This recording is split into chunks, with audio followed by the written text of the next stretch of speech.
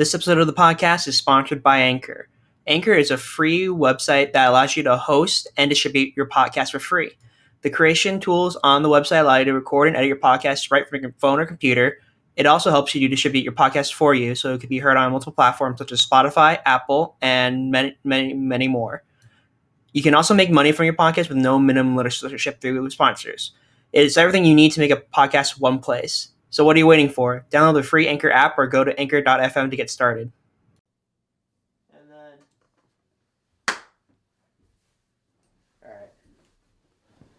then... Alright. Egg beater. Hey, Peter. Welcome back to the Tanooki Animation Studios podcast, episode 11. Hello. We're back. It's been a week. We've done pretty good. I'll say this, for 11 weeks, we're done pretty good on like a schedule, you know? Yeah, doing all right. Yeah. School's wrecking my life though, but how was Yeah. yours, Charlie? Well, my life's been all right. I told you before, it's just our material lists, like for what we need for school, came out. Our teacher sent us like, X, Y, and Z. My stop motion class, because we weren't having it at school. My stop motion teacher's like, all right, so bad news, you got to get everything that I need, or you need the rig for the puppet, you need silicone, you need the clay, and I'm like, fuck. I mean, it's it's whatever. She sent us links, so the teacher sent us links, so I was like, all right, that's fine. I could look it up.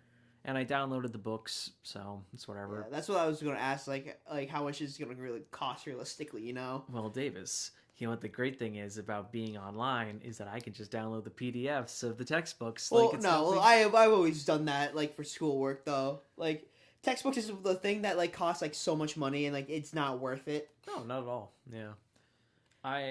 It's just, like, when it's normal, like, drawing or animation class, it's like, oh, you just need like some pencils or some sharpeners. You just want to use like your lifetime supply of pencils that you have laying around. I have a full-on pencil drawer in the right corner of my room, and it's like I'm set to go with every other class. But then my stop motion teacher's like, yeah, you need like an armature puppet kit, you need silicone, I'm like, excuse me? Yeah. Like, I don't know even where to first look, but she sent the links to find it. I'm like, okay, but I don't know what specifically to get. Yeah, it's one of those things where it's like they probably sent you like this list of stuff that is in the general area that they think that it's like decently priced, but you probably go online and find cheaper. Yeah. I think Amazon what I'm gonna do is this next week I'm gonna focus on getting ready for school. With supply stuff, obviously. Probably gonna I gotta email my multiple teachers. Anyway. Yeah, because I got this disability resources thing that I gotta do. Oh, yeah, your student with disabilities thing. Yeah. It's whatever. I just gotta send them an email to just let them know, like, hey, blah blah blah. But I'll also ask like my stop motion teacher or any teacher that I kind of have a question for. I'm like, hey, how do I get this? How do I obtain the stuff that'll make me do well? It's one of those things where it's like you have to go and be honest with the teachers, like saying, hey, like I need extra help on this because I don't do too well with it. Yeah, and then a lot of times professors are really understanding about that point. I always feel a little nervous because I always feel like, to me, in my mind, I'm always like a little like hesitant to ask people for help because I feel like that kind of makes me like weak as a team member, inferior to the other people around me, and I don't want to be seen as that because it's such a competitive. Because the teachers are always like, it's super competitive. Everyone's vying for your spot, and I'm like, oh well, then I don't want to seem like I'm inferior to everybody else. But then it's like indie animation, you can open a Patreon and do whatever. I know, and it's like, but then I kind of realized, like, at the end of this like semester, or the end of last semester, I'm like, there are so many jobs and so many different like routes you could go down art. It's like you never know where you're gonna end up. Like, you could aim for one thing, totally go somewhere else. Like, if you aim for a big studio, end up being an indie animator. It's like you could go anywhere. It's one of those things too where it's like animation is like 10 times, I would say, more viable. Yeah. Like now on a smaller scale than it was back when it like kind of sort of like hit like Disney era sort of peaking. Yeah, I would say a great thing you should know is like have one or two backup things that you're good at that you think would be good. Like, for instance, say like if you're an animator and you like animation, Yeah. I would say like a general thing, maybe also side focus on like character design or background Background, design, yeah. or because there's a lot of background designers, but it's still a fun field if you really are into it. Yeah, Like, it's like also one of those things where it's like 2D animation is such a wide field. It's like one of those things that's like, oh, I want to be a doctor. Well, what kind of doctor do you want to be? You want to be a vet? You want to be an optician? You want to be like, yeah, it's like there's multiple professions within this one large general area. And even like compositing work is still pretty hard because you need to know After Effects as well as you need to know like how it's supposed to look. right. So at that point, it's like if you're compositing, you're working with directors and like sort of the finished product rather than like sort of the getting it off the ground and getting it so like you come further down the line. Yeah. Yeah, there's the original like rough edit work. It's just like kind of like animation where you start Yeah. out with the people who do the original work and it's rough, but then people come in and make it fine tuned. They do the line work and then shading, coloring, and so Yeah. on. It's a process. Yeah, it's just everyone's involved with it, and there's a lot of jobs. There's a lot of parts. Even like, let's say, voice acting. I found that like even voice acting, it's not like just like, oh yeah, do you just record the voice? Yeah, Like, no, no. you gotta have people to hire them. You gotta have people to screen. You gotta screen. You gotta hire, screen, and then record. Especially with COVID too, it's really hard to get people into a studio because the studio space is basically airtight. And if someone has COVID, you're all getting COVID. Yeah, exactly. And it's like it's really because you have to wash down all the equipment. You have to make sure everything Clean, looks good. yeah. And it's like having done sound design as one of my classes for this, I can understand how annoying it is, like having to do the process over and over and over again. But still, that's also another fun one to do because sound is like, it's very much sort of like, if you're into it, that's great. But if you're not into it, you're not gonna enjoy it. No, I kind of find sound interesting because like the Foley work, like a shotgun, like it's just like a couple of celery sticks being broken. Yeah, it's super cool. And like a punch, I forget all the added things that are in, but like a normal like yeah, it's layered. It's like there's like I remember like one of them was like crushing of like walnuts or something like that was like one of the added things. And like to get like the sort of like the pop sound, like they did something else with like I forgot what they did with it, but it's really interesting because like you'll be hired to create sounds that seem realistic, but sometimes you don't have access to the right materials, right? Right. Yeah. And it's like one of those things. It's like you kind of get creative with it. And it's like that's super fun. But there's also the other side where it's like you have to account for every single thing because if a character takes a step, it could even be a minor step from like a wood floor to like a stone, metal grate or metal or like stone floor. The sound will differ, and it's like you have to pay attention to everything. So it's like walking over the grates in New York, right? Where you go from concrete to grate, and it's completely different. Yeah, it's exactly. Or if a character goes from walking into a field to walking into a cave, you have to account for that.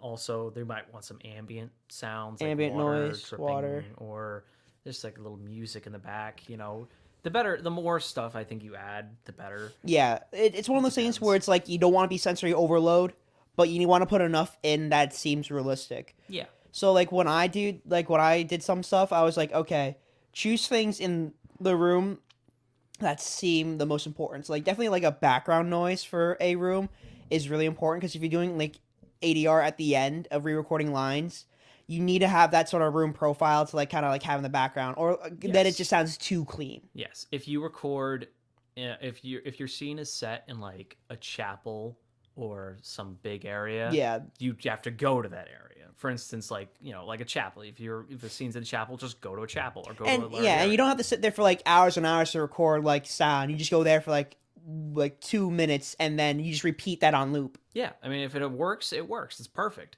Sometimes directors will be very picky, and they'll be like, "No, I want it to be this exactly like that," and they'll go over and over again. And I mean, that's fair, but sometimes like you'll hit it and be like, perfect, great, we could just move on. It's also one of those things as a college student, you don't have the opportunity to go out to some of these places like sometimes, and if you do go out to these places, there might be tourists, there might be other people in other like factories you want to record someplace somewhere, but it's like these people are here and they're going to ruin it. Yeah, exactly. It's like, oh, fuck me. Pardon my French. Pardon tu français. Français, oui, oui, mon ami. Speaking of French, one of my the girl I've been watching movies with, she's taking French right now. I was like, oh, that's really cool. Oh, Yeah. nice. Did she also? It's funny. I love the fact that like she's like, "Do you watch anime?" Yeah, As like, that too. I was just like, yeah. I'm like, in my mind, I'm like, yeah, but like, it's a working relationship where it's like it's like a jumping off point where it's like you get to know each other, to be fair though, I love the fact that that's a common question asked nowadays. right? That's so great. I love it. Back in the day, it's one of those things where it's like a anime is like the thing for like, oh, it's just for kids because you grew up with watching Yu-Gi-Oh, Pokemon, right? Yeah, But like then in middle school, kind of became uncool. But when you got back into high school, though, yo, that shit was fire because you really like sort of appreciate the more. yeah, the Well, I will nostalgia. say that I'll say this too is that there's more available that you know of, knowing within your lifespan, Yeah, right? You because can anime find different takes you places. seriously. It knows that it's like, oh, these kids like they understand complex themes. They understand the point. Let's just get them into it, you know. And it's so great to like go back and see like, oh, this was actually Yeah. like really well done. Yeah, That's why so many people. it also hits up like the perfect demographic too, where it's like anime is sort of like for that sort of Teen it young up. teens to teens Yeah, demographic. it does well. It does really well, and like even like the more kiddie series of anime, still I feel like kind of kicks the ass of most Western stuff. To be Yeah, honest. But you know, it depends. Like most Western stuff are for like little kids, so yeah. you know it works for what it is. Like most, but there are certain shows in Western that kind of come out of the norm, like Avatar and You have to look for it though. But that yeah, you have to look Avatar for was it. during the like sort of mid era of like the 2000s, so it's like kind of picked up on the trend and kind of Yeah, capitalized on it. yeah, That was a Korean studio, I believe. so good though, Yeah. so good. I So apparently, Studio Pierrot, which is the one who did Naruto, animated the fourth season of Korra. Apparently, really, yeah, they switched off halfway because they were like, yeah, we're going to get other people in to do it too. So like, Studio Pierrot did some episodes, I think. yeah, that show was. I liked it, but definitely I feel like it could have. The first season's really weak Mm, because they wanted to because they the deal was that Nickelodeon was like, we want another Avatar series for one season. hmm. They're like, okay, we could do that. So they did that, and it kind of we see character growth kind of, but then it's kind of like we don't like Korra as an Avatar at first because like she's a bratty ass child. Yeah, she's trying to be like strong female empowerment, but it comes off as like being Yeah, she's very like annoying. arrogant because like she has been locked up. It's understandable because she's been locked up for like God knows how long without any socialization basically. That's a cool story point to go. But as you're saying, sorry. No. Yeah, so it's a cool so I'm like, oh, she's this way because of this. It's that problem though. It's like there's no one really trying to support or change your way of thinking, and Yeah. that's the problem. There was no sort of change until like the last part. I mean, I also like really like the side characters, and I like the world that's been developed. But there were just some things that, like the villain, for instance. Nah, man. Among, yeah, no, Nah. Among He Us. he was like he did it, Your Honor. But I wasn't. I saw him vent. All right, that's actually true though. He's got these bad. Whatever was the accusation inside the show, it's like Chairman Blank is Among all the time, and it's like, that's a little sus, Cora. Cora was ejected. Cora Oh, wasn't it's like Cap, Your Honor. yeah, Cora wasn't the imposter. Damn it, guys. I yeah, I mean like overall I enjoyed it. I definitely like the later seasons. Season 2 felt like that was like, all right, we're done. We're Yeah. done. But then they're like, no, we can switch it Let's up do another two season seasons. 3 Season 3 was good. I actually like season 3. 4 I feel like was not. as the greatest. No, it was a lot of stuff that just didn't.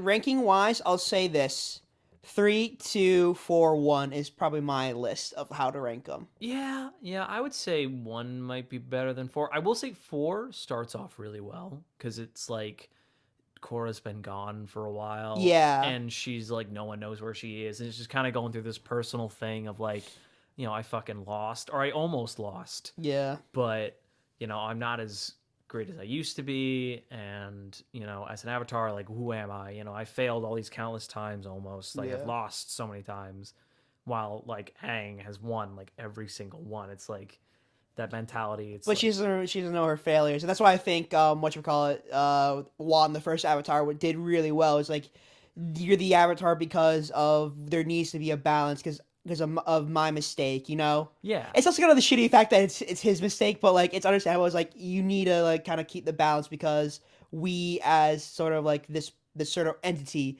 made the mistake of like fighting, you know? Yeah. I feel like there should be no more other Avatar series after this because, like, you had the sort of Backlash of Korra. well, yeah, that, and also it's like Avatar, the first one, had a lot of things that were left unanswered, like the spirit world, for instance. Like That's comics. That's all comics. And that was a big question mark. Yeah. And they kind of answer it in Korra, and they go and they start delving more into that in season 2 and further on. And I was like, okay, we get a lot of questions answered. Sorry about that. And so it was like, okay, we explored a lot more of this world, we got more explanation. Now that we've gotten it, there's really no need to go back. Yeah. Because it's like, now that there's no more mystery, it's like, all right, well, Yeah. you know. I really think that like the whole point of the spirit world was just as a like sort of like plot device for Aang, you know? Yeah, probably. Just to set them apart from everyone else. It's like, Yeah, like set them apart from like every other single avatar that we knew of at the time, like Yang Chen and like Roku. yeah. I always feel like if I was ever the Avatar, I'd be like, oh, fuck me. Really? I gotta do this shit? Ah. Yeah, it'd be weird. I'd be fucking getting targeted. But, like, you know, it's cool because the first show had, like, this whole brand new world to explore. But Korra had a lot of kind of restrictions, I feel. Yeah, because the world was already developed, you know? Yeah. We already knew what kind of the progress it made and like what the rules are. Yeah. It's also the harder fact of like once you set the rules, it's hard to like kind of go around them or follow them at certain points of the story if you want to make it interesting. Yeah, it's like also you have these old characters that you love that, you know, aren't there anymore. Like Sokka, fucking out of there. Never, like, he kind of shows up in the flashbacks, yeah. Aang shows up, Toph shows up, but it's kind of one of those things where it's like, yeah, maybe not focus on them, maybe not pander to the older generation. Yeah, no, but you know, some of the new characters are fine, and I like that they kind of expand a little bit on the bending. Like the lava bending was cool. Yeah, like that's all season 3 shit. That was like that's really cool, but you know, it's like there's also class. There's like it's like a fucking video game. There's like subclass of bending. I'm like, that's pretty cool. But I'm like, you know, it's alright. It's done. I think it's done. But I think what set it apart so much is that it was well written. I also kind of hate no, you finish your thought first. Sorry. I was gonna say it was well written and it had a set goal. Like Korra didn't have that. It kind of did, but they finished it by the first season, and it's just like, okay, now we got to come up with the next baddie. It's like Dragon Ball, where it was like after Frieza's saga. So you wanted to end it because like that was kind of like it. Yeah, and then it just kept going, and it was like, oh, okay, but this is cool, but it wasn't as cool as built up like as all the other people, you know, all the other bad guys. So it was like the first one. So now, unlike Ozai, who was built up and continued to be built up over a long span of time, and then it's like done. But you know, obviously people want to stretch it out a little further. So. Yeah. Money. They love that money. But, you know, I mean, One Piece does it right always. I'm just saying. It follows a weird formula, One Piece, I'll say that. Yeah, it does. Because it sets up so much stuff, and you kind of forget about a lot of the bad guys, and then they come back, and like, oh, yeah, you. It's very, like, Save the Princess kind of deal, too. Because it's like Mermaid, Fishman Island, meet Princess Shirahoshi, Luffy meets her, saves the day, then Vivi, and then like whatever. Did you also get saved by a guy with a straw hat? Yeah, such a crazy coincidence. Whatever her name was, Rebecca. That's what it was. Rebecca, Vivi, and Shirahoshi. Yeah. And then the new Kaido daughter. Momonosuke. Momo's a One Piece princess. he's like, what the fuck? Because right after Fishman, it's not Daft Punk, it's Punk Hazard or whatever. Punk Hazard. And it's just like, oh yeah, he meets Momo and it's like, did a straw hat save you? Yeah. Are you royalty? Yeah. And then I guess now for like Wano, it's more of the new one. Now we're like Yamato. Yeah. Well, Yamato. Well, I feel like it's just Momonosuke. Like it's like now we're getting. It's sort of like when they first met Vivi. Yeah. She kind of accompanied him for a bit of a ways. Now we're finally like, okay, now we're just gonna get to the thing. Yeah. Oh, you know what it is? I know what this is. It's the fucking Alabasta thing. Because remember, they start off with the Grand Line, and they start off with like, Yo,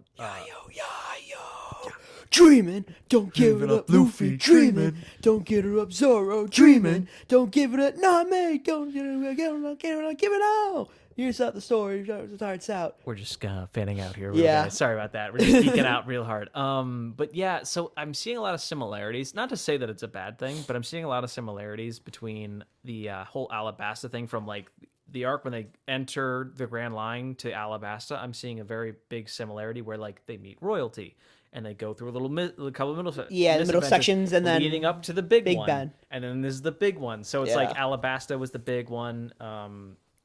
Wano's the big one. Before that, it was like Little Garden, and this before that was like Dressrosa, which once again, the lead up to Wano is really fucking cool because it had like Punk Hazard, then Dressrosa. We completely fucking forget about fucking and then Big Mom. Well, Big Mom was such a weird thing because it just happens, and it's like, oh, what? Like I appreciate for going to the real world. Like I said, like there's multiple things going on, right? Yeah. It's just that I don't like any of the Big Mom pirates. You know what? They're great. They're great, like sort of like this hentai figure stuff, but like it's just weird, right? You know what it is? It's because they didn't have enough for Sanji, and they were just like, "Fuck," you know. Let's make him royalty. Yeah. Did a man in straw hat save you? Yes. It's about time we have to answer this wanted poster question about Sanji, right? Yeah. It's probably about that time. It's like, all right, cool, and he just gets. Oda was like, "I'm kind of tired of drawing this puffy ass loser face. Let me draw something else now." I've been drawing this pervert for like the last 19 years. I got to give him something else other than I'm hungry. But you know, it was overall good. I enjoyed it. I mean, I love the what was his name? The bad guy, Katakuri, was it? I'll say that. Yeah, Katakuri. The Katakuri fight was pretty Dogtooth. fucking metal. That was a pretty sick ass fight. I love that. And that fight was pretty good. Yeah. It's more of the side, like the other shit. You know. I mean, the whole setup for Big Mom's like whole system is really cool too. And then Jinbei like coming in and be like, I'm technically finally he kind of is like, yeah, come. Oh, you know what? I'll meet you there. And it's like, dude, really? But then we got the awesome reveal in Wano. Yeah, that was pretty fucking sweet. And then, of course, Wano gets set up, and it's all good. I've been watching Totally Not Mark's review. I think I've told you this multiple times. Yeah. But like his analysis of it is pretty great, and he's just been going over like every arc. And it's like, I'm seeing the similarities now. It's like, yeah, you know, I mean, it works though. You know, he doesn't do it too often. And it's a very simple but super effective way to set it up. Because, like, you just use some, like, good arcs. Like, they're good, but they're not perfect. But then it's just a build-up to the big final it's, like, slowly but developing. You see some progress, but it's not, like, all at once. And that's why I think it's, like, a good pace. Yeah, and it's, like, it's not a bad thing to, like, hold your cards, like, you know what I mean? It's like, don't waste all of them. It's cool, like it would be like a wild card, bitches. Exactly. It's like the perfect example, like a wild card thing. It's like, whoa, that's just crazy. But then it's like, okay, but what else do you have to play? And it's like you end up with it's like Luffy's movesets, right? Because like, he trained, but we didn't get like Gear 4th until Dressrosa, which is like 10 times better. And, exactly. It's like if he showed it off when he got to like fucking Archipelago, and it's like, oh, I could do this now. It's like, oh, that's cool. It also makes me feel at ease that Luffy's not like indestructible, you know? Yeah, because he can't lose, and that's kind of like what I like about One Piece is that, like Naruto loses a lot, but like it's one of those things where it's like you want to root for the hero and like not see him win all the time, you know? Yeah, and it's cool because when they start getting to the new world, Luffy starts to lose a lot. Like, he almost loses against Foxy. He absolutely loses against Aokiji. And then he gets to the war arc, and he fucking definitely loses. That's one of those, it's one of those things where it's like he realizes he's outclassed, and that's why it's like the whole 2D, 3D, 3D, 2Y. Yeah. That's when because that's when he realized, like, oh, we got to train up, we got to get ready, and you know, and it's such a cool thing, because that's how you do a time skip. You don't do it like 6 months later, and then everyone like turns into a teenager. Yeah, Black Clover did that a lot, where it's like, we need to train harder to beat these guys, and so they did a time skip. Like 6 months later, they're all fucking jacked, and like, what has changed? Like, what changed about the story? Nothing changed. Yeah, it's weird. They still lost, too. Like, they did the time skip thing, and they still lost. Switching to Black Clover now, it's, like, one of those facts of, like, I don't like it because it's the pacing's really bad. Yeah. Like the fight scenes and everything are really cool, but pacing it's was- just pacing just obliterates it. Pacing's good for the first couple arcs, but then once it gets to the end of the elf arc, The elves and the new demons, like Yeah. it gets abysmal. it's pretty bad. And like guys will just do stuff out of nowhere. It's like not terrible, but we already see the main baddies. Dude, when the main baddies were revealed for the first time, I felt nothing. I felt absolutely I was nothing. like, I probably knew this coming in because one, you have Asta being like, oh, I'm possessed by a devil, and like even at the end, like, oh, your devil inside you is not strong enough yet to face me or whatever. Yeah. I'm like, I understand this. There's probably gonna be more people like him. Someone's gonna show him the way. Or Yeah. something. But like I did enjoy the vice captain. He's cool Yeah. ish. Yeah. Nice surprise there, but it doesn't do much. Right. And you know what would have been so good is if you hear about it. And what's weird is to me is that like we at the last chapter before the 6-month time skip, we like get a reveal of one of the bad guys, one of the Spade royalty. Yeah. And I'm like, okay, this is a good time to kind of show off what he can do and maybe have a very close encounter with him. Maybe he kicks the shit out of us, and then we realize, like, okay, we can't beat them yet, so we got to train. And that's when the 6-month thing happens. Like, nope, we just do the 6-month training thing, and then we're like, we got him now. And it's like, nope, we still lose. So what's the point? You know? Like, You're severely outclassed. Leave this to the main characters. yeah, it's like... Leave this to the main characters, literally the definition of that. I just, like, I don't... And plus, also, we beat one of them, by the way. You know, like, in... Not to spoil anything, but we do beat them. We beat the weakest one out of the bunch. There's 12 more of us. Even though he's supposed to be like the king, and like I'm like, oh, that's cool. And I guess he's not dead. I would assume he's not dead. But No. it's like, what? It's just such Yeah. it's structured very strange. It's like GX had a better plot than this. Like, Yeah. like that kind of thing. Also, there's this whole like, okay, we got to go to this 12 floors of hell or something, and we got to stop them before they reach the bottom one. I'm like, It's like a freaking whatchamacallit. It's like a Dante thing, you know? Yeah. The Circles of Hell.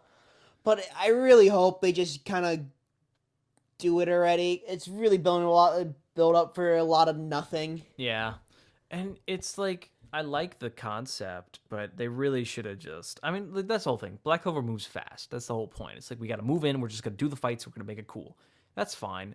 But when it becomes a problem when questions are just left unanswered. And it's like... Then I'm like, wait a minute.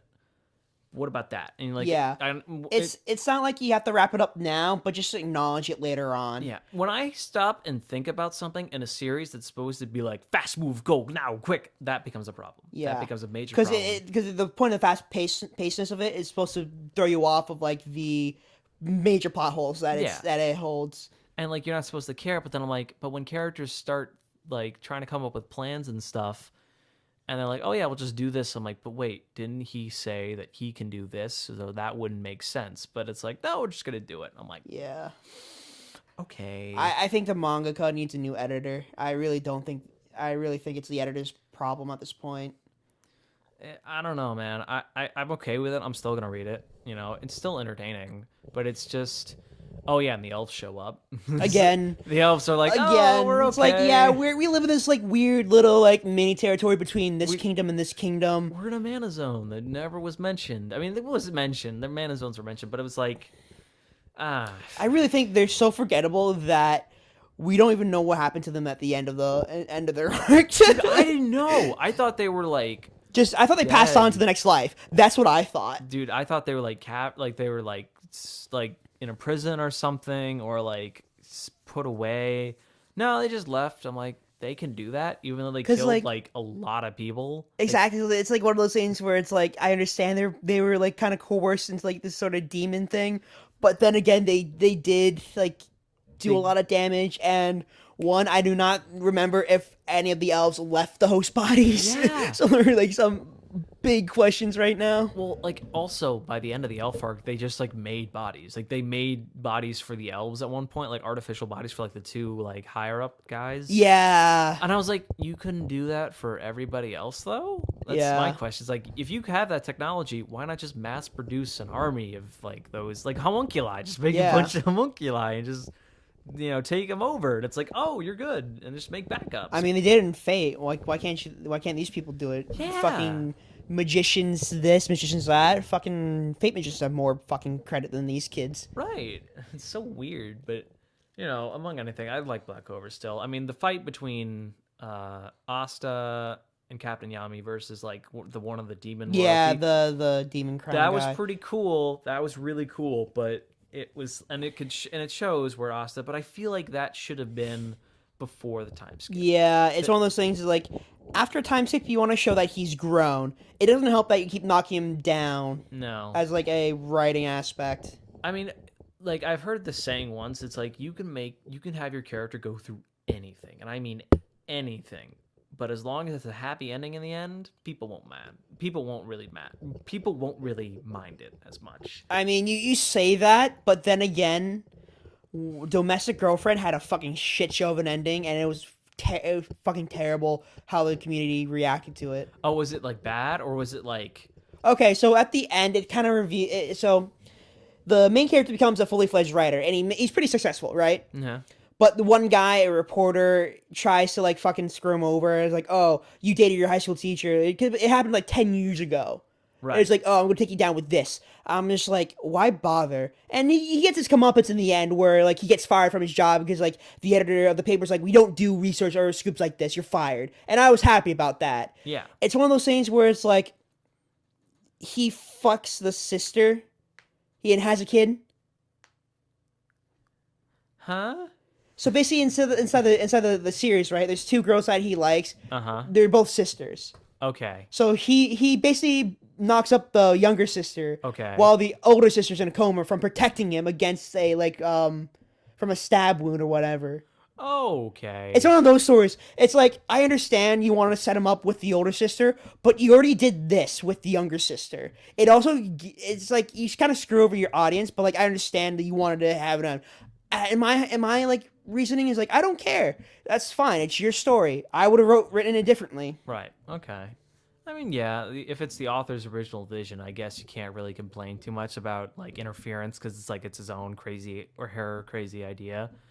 But yeah, it's sort of like, well, I mean, this is what you wanted. I can't really argue. This is what you wanted. Here you go. I mean, I'm like, all right, man, this looks good to me, I guess. Kinda. I don't know. It's a different. I mean, to be fair, it's definitive. If anything, it'll be definitive. But I don't know. It's just weird. Like when it comes to that kind of thing, it's just like just shrug your arms. You're like, well, guess I'll die now. Guess I'll die now. That's a little meme of guess I'll die now. Guess I'll die now. Yeah, but that ending receives huge backlash on the internet from foreign fans that don't even have the fucking official translation yet. So it's like, why bitch about him on Twitter? Yeah. It's like one of these things where it's like, don't fucking say anything because like you should just be saying like, okay, good job, but.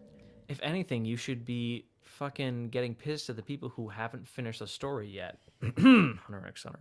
No, yeah. I'm just kidding. He's old though. Nah, I know. He can do whatever he wants. It's fine. I hope that somebody will take up the mantle and finish it. But he probably will finish it. You'll probably say an offloading chapter. He's like, what's going on right now, right? It's like Dark Continent. It's Dark Continent. Well, we haven't even gotten to the Dark Continent. What's supposed to happen is that we're on the way to this other continent before the Dark Continent. Or no, yeah. It's like a refuel station. It's like a refuel station that's like this middle continent before the Dark Continent. It's about the size of a regular sized continent, maybe a little larger. And then that's where they're going to refuel and get ready. And then that's where they're going to pretend that they're at the Dark Continent. Well, the Hunter Association actually goes to the real one and leave the royal family there. Yeah. But because the royal selection is still going on, that's still in the middle of the process on that. Well, it's weird. It's getting to the end. Like the ranks are starting to thin, but it's still like there's so much going on. Like their whole thing with the Phantom Troop, still trying to find Ahsoka. Kurapika still trying to save his royal that he's defending, or trying to stop from everyone killing each other. Yeah. And then the whole royal selection thing. I mean, I love it. I love what's going on right now, but it's just Progress isn't that fast. no. And I get it. Like, I would say though, after a while, it's great to come back and read through it like all in one go. It's like That's like a volume sort of thing. yeah, it's so great. But if you read it like update by update, it's like It's harsh. it's like, oh, we're still going, huh? It's one of those things where it's like a watch pot never boils. Yeah. But or like watch paint dry. It's like, exactly, but it's like one of those things where it's like it's a medium where like chapters happen, like in a giant book, but like that's pretty much a giant marketing scheme to like Yeah. sell other stories. it'd be great if he did the thing like Oda did, which was like he'd write I mean, he probably The has. manuscript out, Yeah, completely, and figure out the lock key it up, points. and then like Dawn and Killua come to the Dark Continent. I mean, that's Yeah. probably what's gonna happen. But time skip. 6-month time skip for no reason. Let's do it. King Crimson. Oh. Yeah, let's just cut that in half, shall we? Instead of like 6 seconds, it's 6 months. Oh my god. What else? Jujutsu Kaisen, fucking still rocking it. So good. I mean, that's Getting the anime adaptation in October, which I think it will be good because like, it's horror-esque. It is horror. It's horror, and it's very bleak. I mean, especially this arc, dude. I mean, like, I've said that shit goes down in this arc. It does. There's a lot of stakes. People die a lot, and it's very much like, if you like this character, oh well, it's very much kind of like be prepared to lose someone you like, I guess. It's not as like, I wouldn't say bleak as it's like the DC character poll: kill Jason Todd or not to kill Jason Todd. Yeah, honestly. But it's it's not like very much like Game of Thrones where it's like, oh, we'll just kill characters randomly, but it's more like, if this character served their purpose or doesn't really have any meaning to be in there, You kill him off. you don't need it, So it's like, eh. But I like it. I very much like it. Act Age, we already know how that went down. That's not coming out anymore. So, and it Super duper weird. looking back on it and like reading like the past couple chapters, I realized now that it's like, oh, I kind of should have saw it coming with how like the main character and the director person were kind of like, well, they weren't like in a relationship, but it was just No, it's like, very this power balance that was kind of weird. yeah, it was like, okay, but it was still fun. I like I like the story, but it's what are you gonna do? Yeah. Mistakes were made. Can't really do anything about it. It's such a shame. But moving on.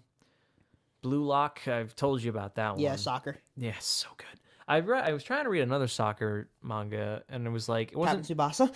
not Captain Tsubasa. It was like Out Sea or something like that. I forgot the name of it. Aoi Out Sea or something like that. It was AOI, and the last name was like Atsui, I think. I probably know what you're talking about. I've definitely probably read another soccer manga. It's not bad. I like it. I like the design of the main character. It's just the art style is a bit different for me, and it's kind of like rough, but it's not bad. Yeah. Well, I mean, it's probably one of the authors like probably more earlier chapters, so like, Yeah. you just gotta refine the designs and then keep Exactly. going. Yeah, and If it does keep going. and it's gone on for like 100 and so chapters. So Oh, then yeah. I'm catching up on it. But the story right now is like not bad, and obviously the main character gets better. But like one of the coaches is like, oh, he's got one fatal flaw, and I'm like, oh, I wonder what it could be. Yeah. I don't know, but it's like stuff like that. It's like teamwork matters the most, or like I realize now that my friends were the answer the entire time. I'm like, The cliche anime stuff, like, oh, my friends are my power. then I read Blue Lock and I'm like, this shit's the fucking bomb because everyone's just in it for themselves. Exactly. Everyone's just like, fuck you, I'm gonna be the best, out of my way. It's like that's the whole point. It's like I fucking hate you, but I'll cooperate with you just because I want to further myself. The main character is like the nicest one of the nicest person. I would say he's the nicest person, but when he plays, he becomes like fucking merciless. In Yeah. certain parts, he's just like sometimes he'll like well, I don't want to spoil too much, but it's like it's pretty great, like the mentality showing like the difference is like, no, we're not playing for fun. We're playing to win. We're playing for keeps, We're not. If you don't do well here, get out. It's like that's the Yeah. whole thing. It's like It's cutthroat. it's a survival game. in soccer. Like it's so good, and I love it. And it's just like I don't know where it's gonna go, and I'm super excited. So it's like, and because they're supposed to fight this like the Japanese team Oh, the national soon. team. The national team. Yeah. And I'm like, and they have to do a selection process now of who's going to be on it to fight them. Like 11, I think it's like 11 players or something like that, or maybe more. It's Like 20, 11. the goalie, defenders, mids, and attack. So it's roughly. Well, it's like the thing is like 7, they're all 8. made up of strikers. That's the whole thing. Is like everyone's a striker who's in this series. So it's like Oh yeah, because you're trying to find the they're striker, trying to find the number one, like the one who's the best gonna, striker inside the universe, whatever. Yeah, exactly. There's the number one guy because like who need like their argument is like as long as we have like the Ronaldo or the Messi of our country, it's like we can He could win. someone who can inspire like the All Might, like someone who can inspire them. Yeah. It doesn't matter, it's like anyone else is kind of like to the wayside. As long as we have someone who is like super good, it's fine. But it's like that's super neat. And so right now they're just kind of like trying to make up a team as fast as they can, and it's cool because we get to see a lot more characters. Like that's another thing is like you never expect who's going to be still in the series and who's going to be kicked He's gonna out. be kicked off. Yeah, and it's like It's gonna be funny. It's like okay, everyone who's got kicked off comes back, and then you play for like. play for keeps.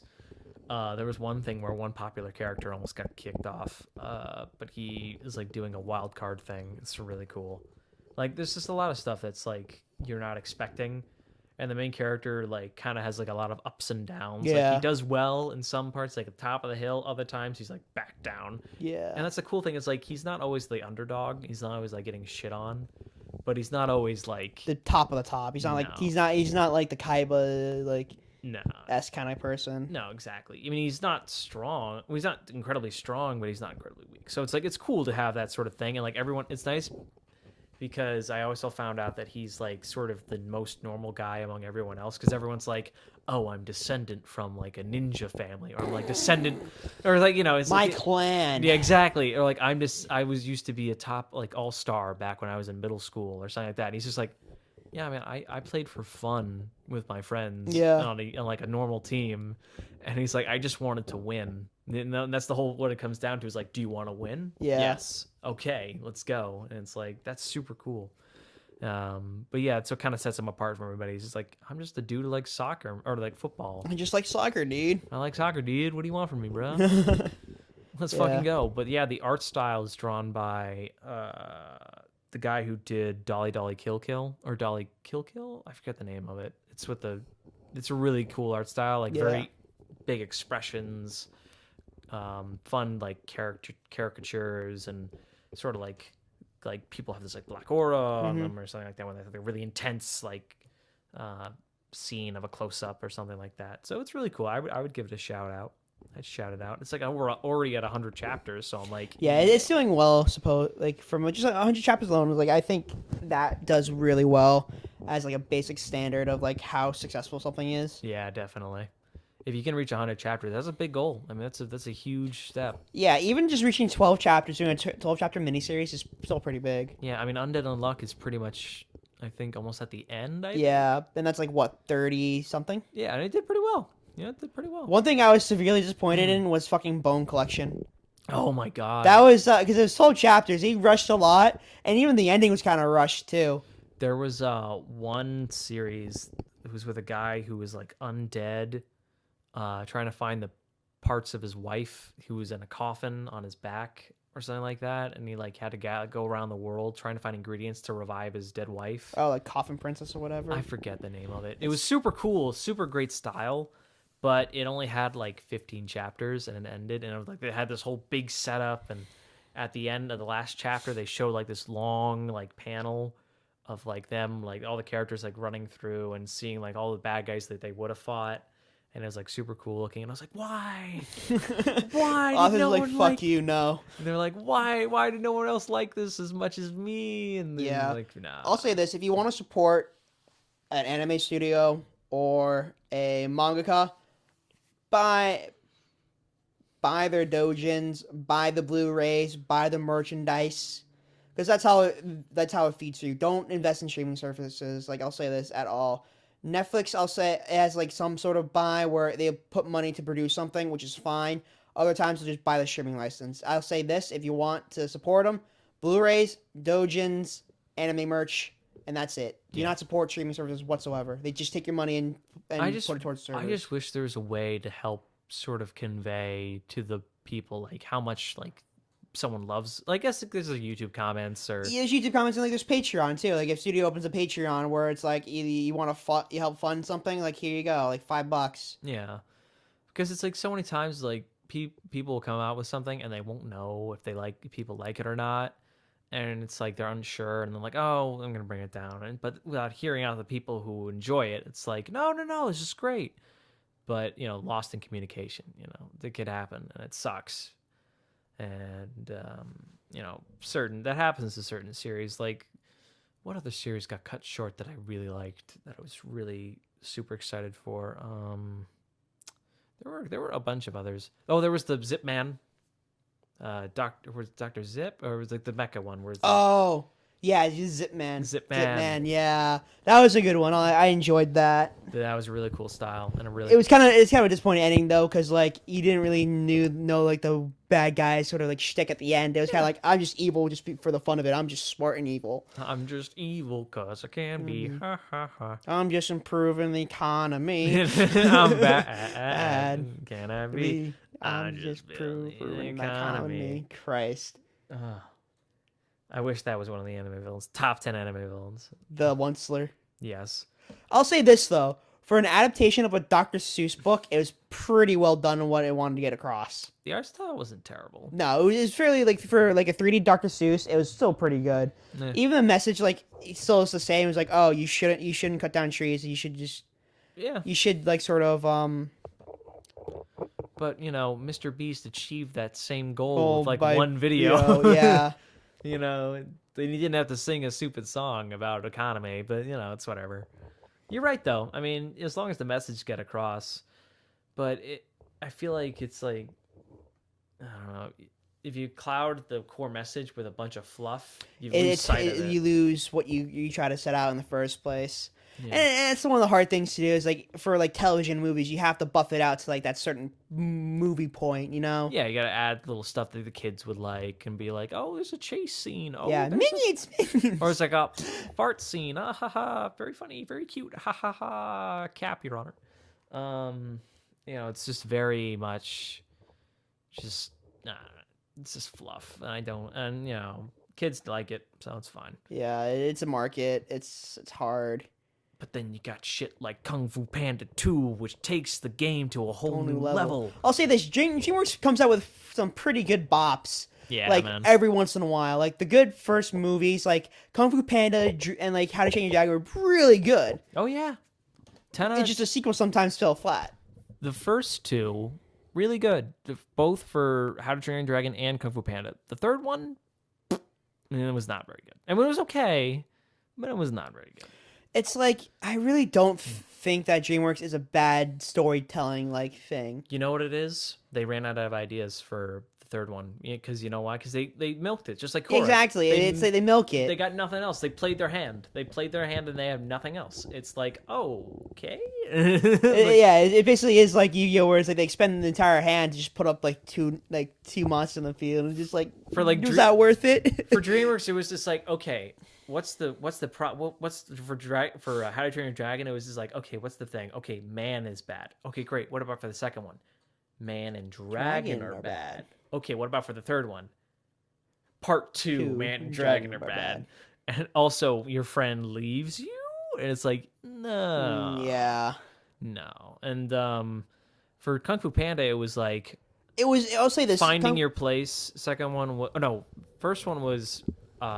finding your place. Second one was finding out who you are. And then third one was living up to the expectation. Yeah, but the third one I think was the problem was it didn't, after 2, which had this super emotional and deep sort of story. Yeah, it kind of undermines it with the entire, there's a bunch of other pandas. Yeah, it's like a bunch of other pandas that are still alive. And the reason why you're the Dragon War is because you're Chi. And also it's like, oh, it's funny, ha ha ha, it's all like lighthearted, and like, but the Chi thing was kind of cool because it would go up to the next level, But no. I enjoyed the ending of that one where it's like Master Shifu's like I would be like to learn from Poe, you know. Oh, That's yeah. that's kind of endearing. Yeah, that's like finally he's like surpassed the master. It's like that's great. I like that a lot. Um, yeah, I mean like Kung Fu Panda overall, I'm always a huge fan of the series. Jack Black does such a great job, and the animation is. I think so he retired from acting and now he's a YouTuber. I know, I He's a saw. YouTuber now. Jablinski Gaming, shout out. Yo, you should play Among Us. Oh my god, that'd be so much fun. Jack Black, if you he ever would- listen to this, we'll play Among Us together. Come on, man. Yeah, that would be great. Though I think he would forget to mute, but that's what I would too. Honestly, I've seen many people play Among Us in different ways. Some people don't mute at all. Really? They'll mute when they die. That's it. They'll mute when they die. Okay, that's smart. It's sort of like Turtle and Terrace Town when you get killed, or murder when you get killed. You Yeah, just stop you can't you stop talking because you can't because you're ghosting at that point, which is Right. it's like that kills the game. right, and but at that point you'd kind of be like, oh, that person's dead. But then it's like, I don't know. That works. That works. I'd love Yeah. to do it. Like we need Alex. We need who else do we need? So like that's 3 right there. You need like 4 to 5 players, or you need 5 players to start a game at least. I know a couple of friends who might want to play. I have my college friends, so I could get them Yeah, I on, can get my on it. college Yeah. friends on it. We could invite Tyler Banks. Remember him? Yeah, I was gonna text him the other day. I was like, "Hey, do you play Among Us?" That'd be fun. Yeah, I'm pretty sure he would be down. I don't think he went up to school. Did he not? I don't think so. Is he online now? That's pretty. Yeah, cool. because the last time I checked his Snapchat, right, he was with Kezia, I think. Oh, Kezia. Yeah, that's yeah, great. she. I have both of them on Snapchat. Like last time I saw, they were like together. Should use Snapchat a lot more, but I just. Wow. I mean, Snapchat's really useful in like, keeping tabs on people. It's just that for like texting wise, I'll just use Discord or just send them a text. Yeah, that's what I do too. I got chipped out of a Facebook Marketplace deal because of text though, because this guy like he wanted me to text him on personal phone instead of on Messenger, which is like the Facebook texting thing, just so like he felt more comfortable that way. Yeah. And I was like, okay, that's fine. But it turns out if a deal goes sour and you try to get use the personal text message as evidence, it won't count.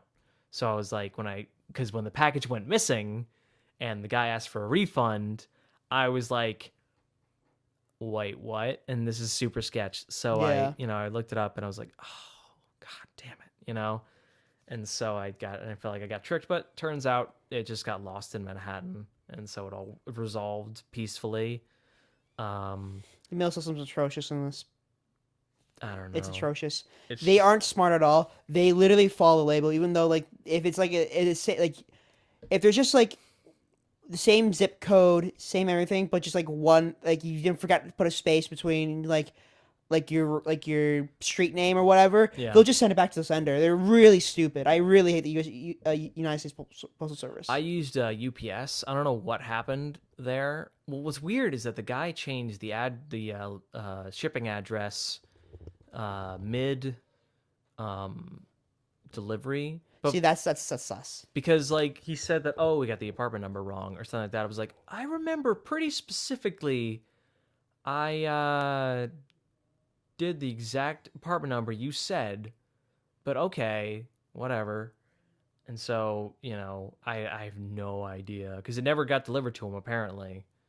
But that's like, I don't know Yeah. about that. So, from now on, I'm like, we will discuss on Messenger. Yeah, not I'll on- say this: do it always cash or PayPal. Yeah, cash straight up. I use PayPal, Venmo, or just straight up cash. Yeah, that's what I use. And I've gotten actually pretty good at it. I would say that it's pretty good to learn how to use Facebook Marketplace or any other kind of online selling service. Because if you just want to get rid of stuff, it's always good to learn. Yeah, that I need kind to of sell a thing. lot more of my Yu-Gi-Oh bulk because I opened up a couple packs and like boxes the other day, and you should follow my unboxing channel. Hey. I have one of those now. Yeah.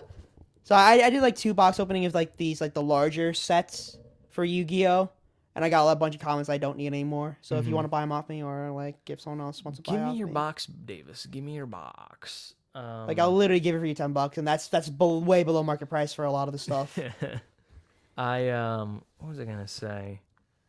Shit. I should have a building channel where I just build stuff. I built this nightstand over here. You listen to the IKEA furniture stuff Yeah. where it's like how to build the I'll just like do a spoof bit where I'll Yeah. just be like, okay, this will be easy. I'll just show them the instructions, be like, what the fuck? And it'll just be a cut of me trying to build it, be like, God damn it, shit, ah, and just they're throwing shit. That'd be fun. Yeah, that'd be funny. I was also thinking of doing this other thing. Do you know Marvel vs. Capcom Infinite? This is a bit of a side thing, but Yeah. I was thinking it would be fun to reanimate certain scenes in the story because the story, Oh, do you like the animator collab things? yeah, Yeah. the story is really bad, but I feel like it could be improved if it was like just done through animation or something like that. You could like change the audio a little bit or like time it differently. Yeah. Because in the story, like I've just been watching like a playthrough of it, and it's like, hi vey, it's pretty bad. It's one of those things where it's like it's a spacing of things that's awful. Well, there's a lot of things that are wrong with Marvel vs. Capcom Infinite, but I won't go into that too much. But that'd be fun, like stuff like that, just reanimating scenes. Like I was thinking of like animating certain old black and white films, like Gilda or some Charlie Chaplin, some their voice, like they're black and white, but they're like voiced, like Oh, so you don't want to do like early, you want to do like mid. Yeah, like film noir or what else? So just black and white films, like old time. We could do like some of the TMC like something similar with like the next project we want to work on for the night thing. Yeah. And instead of like the basic normal shading, we do like all cross hatchings and like that kind of stuff. Yeah, it'd be fun, I think. It would just be like another thing to like learn how to do. Plus like, with audio and stuff. Because lip sync is like one of the things I really do want to learn, like how to mouth. I mean, I do kind of know how to Mouth do it. flaps, yeah. But it's like, it's kind of tough. It's like, you got to get used to it. And like certain characters will mouth certain things differently. And it's like, It's one of those things where it's like you have the anime ones where it's just like the open and close, like yeah, pop it's like, up. oh. But the other thing part about that, right, is that they use a different not they use the alphabet is sounding is different. We don't have like they don't have like a lot of within their like sort of thing. They don't have like a lot of singular letters. Yeah. Except for like N, which is just N. Right, exactly. It's all like either 2 to 3 letter. It's like 2 to 3 letter words, characters that are in English are words technically. Right. So it's one of those things where it's like, yeah, you gotta make sure. It's like, yeah, you gotta make sure like these things kind of sync up properly. But for lip syncing, like a lot of times I shift the frames like back a bit before the audio plays because that's when it really hits. Or it's like by the time the sound gets out, your mouth should be open because sound travels faster than the way you vocalize it. Yeah. In the mouth. That's what you're supposed to do. You're supposed to time it like a frame or two before. Yeah. And it works out correctly. Yeah. Yeah. It works out a lot, like really, really good. Davis, I am talking to you. No, I don't know. It's also one of the. I remember picking like improv inside high school. It was just like do the bad lip reading dubs. Yeah. Oh my god. The fucking Speed Racer shit, where it's just like he's going over the cliff. He's I'll say this: the Speed Racer movie, live action, wasn't bad. It was just very stylized and made it very weird for people. Remember the 3D animated Speed Racer show on what was the series? I think it was called The Hub. I don't think I got The Hub on cable. I remember watching The Hub. There was some weird shit. There was one show called G.I. Joe. It wasn't Sigma 6. It was this other. I forget the name of it. But it was actually pretty good. It was like the sort of like a prequel series before the actual G.I. Joe thing. Oh, okay. I think I know what you're talking about. I've seen clips on it when it was like commercials for it when I was really young. Yeah, it was actually pretty good. I actually liked that a lot. I also feel like that was during a time where it was like shit was like really competitive and like a lot of shit died out, like the .com bubble. Yeah. I also, well, speaking of old shows that kind of like died out or didn't really do as well, Iron Man, Iron Adventures, shit was pretty good. Not gonna lie. I just don't really like how they fucked with the whole like Tony Stark invented the Iron Man suit when he was younger. Oh come on, it was alright. It was a new take on it, and I like that. I like that it was just so different. That's what I liked about it the most. Like for one, the fucking intro was banger. Super good. Iron Man does whatever an Iron Man can. Oh my god. Plus, like, the Mandarin kind of got like a cooler like spin, which is nice.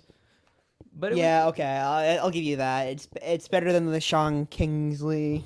yeah. Fucking. Well, that was just I'm an actor being paid to kill these people. that was just sort of like kill. that was a build up to a joke, and that's fine with that. But it was just like That's a Jon Favreau movie right there. That's a big Jon Favreau movie, having this really big plot point that's like a cop out. yeah. Oh my god, I hope Mandalorian doesn't end up. It's like, oh, the Jedi are just they're here. No. I mean, he does the first episodes. He doesn't direct he directs the first and last episodes, I think. I'm super excited for season 2. For Looks good. I Mandalorian. like it. Yeah, I know that Ahsoka's voice actor, I forgot her name. Shit, she's gonna be in it. I'm pretty sure she's gonna be playing Ahsoka, so that'll be cool. I mean, like, it looks good. I can't deny, like, the practical and digital effects look pretty great. But overall, I don't know. I just don't know, Davis, if it's gonna be good. I mean, obviously it's gonna be good, but It's gonna be good, definitely. It's just sort of the fact of like, okay, who's gonna be directing the mid part episodes? You know? yeah, it will have the same people. I wonder, will Taika Waititi come back? I don't know. I hope so. Maybe he probably will. You're probably right. He'll probably do like 2 and bounce. I think that's what he did last time. Yeah, that's what he did last time. Yeah, because it's one of those things. It's television. Yeah. Too, where it's like, okay, every episode has to fall in line with the story, but you could direct it however you want to direct it. Exactly. Oh my god. Tired? Yeah, a little bit. I had to take care of a dog for the past day and a half. Yeah. That was fun. I think that's a good stopping place. We can go for about an hour, I think. All right. All right. Thanks for listening for this hour-long podcast, and we'll see you next time. Thanks, everybody. Have a good one. Bye-bye.